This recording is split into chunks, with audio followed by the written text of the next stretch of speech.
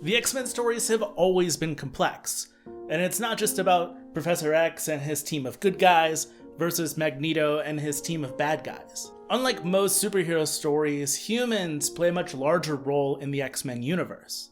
In the original X-Men film from the year 2000, we get to see superhero fights and different powers and good versus evil, but we also get to see the politics of a world that features vigilante heroes. And there's one question that gets brought up that seems to be a through line for all of the X-Men films. Are mutants dangerous? A while back, Nando V Movies decided to put a call out to create a series of videos with a bunch of different YouTubers coming together to talk about their favorite scenes from the Marvel Cinematic Universe. We called it One Marvelous Scene. Everybody picked a scene, talked about why it was important to them and why they thought it was one of the best scenes the MCU had to offer. And thanks to Nando V Movies, that entire concept is back again, with a bunch of different collaborators coming together to talk about the X-Men films and their favorite scene in those films. And it's called One X-Cellent Scene. For me, nothing feels more like an X-Men story than in the original film, where there's a Senate hearing taking place. Jean Grey is making a speech about mutants' desire to stay in hiding due to the intolerance and discrimination that they receive from regular people. Senator Robert Kelly interrupts Jean Grey in the midst of her speech because he's a huge proponent of the Mutant Registration Act. It's a law that would out mutants for what he believed was the ease of mind and safety of the American people. Of course, politics did end up playing a role in the MCU.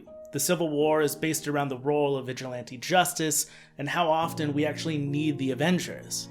But the X-Men isn't playing politics with warfare like in the MCU. The Mutant Registration Act and Senator Kelly are something that should remind us that people who feel different have always been around.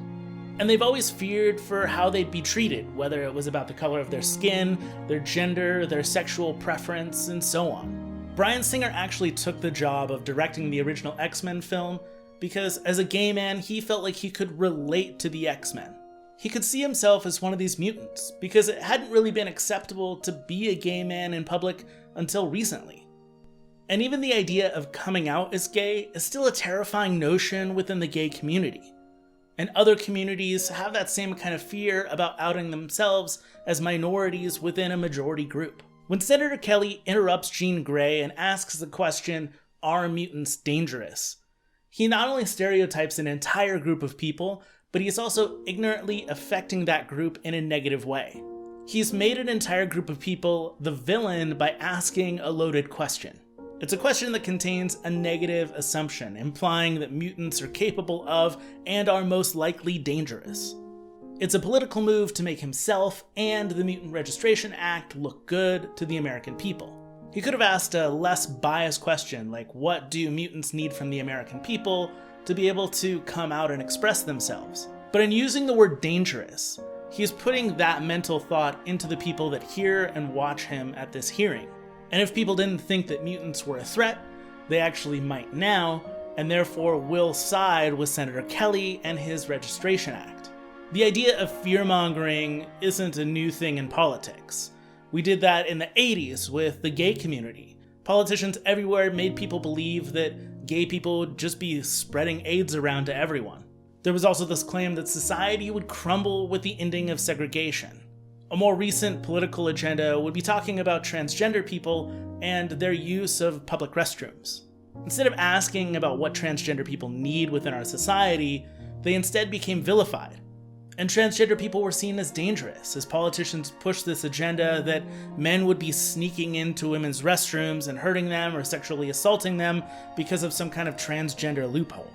It's in our nature to fear the unknown or to fear being ridiculed and mocked because of who we are. And politics has been playing on this idea for generations and generations, but the original X-Men film taught me about tolerance, love, and acceptance. We can stop hate and war and all these horrible things that happen in the world if we stop and embrace everyone in the room for who they are. It's why I think that this Senate hearing within a larger X-Men universe is probably one of the most dynamic, intricate, and realistic scenes among all of the X-Men films. and it's why it makes it so important. It's because it's so relatable to the world we live in.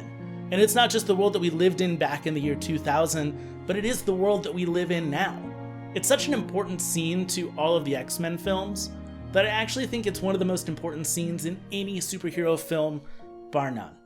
So if you take anything away from the X-Men, take away the fact that fear and hate only leads to war. But love and acceptance and not trying to fear each other is what will make this world work better. If you're new here, consider subscribing. I usually talk about Disney films, as well as Marvel and Star Wars. And hey, since X-Men is Fox and Fox is now owned by Disney, expect more X-Men stuff.